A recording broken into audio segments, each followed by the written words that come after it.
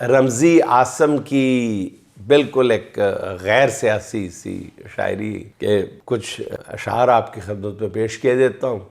दाग हर बार ही धोने के लिए आता हूँ, दाग हर बार ही धोने के लिए आता हूँ, मैं यहाँ शाम को रोने के लिए आता हूँ, मैं यहाँ शाम को रोने के लिए आता हूँ।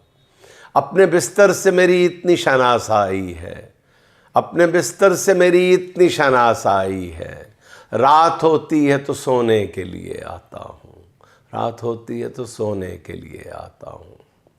आप करते हैं परेशान कोई बात नहीं, आप करते हैं परेशान कोई बात नहीं, मैं परेशान ही होने के लिए आता हूँ, परेशान ही होने के लिए आता हूँ।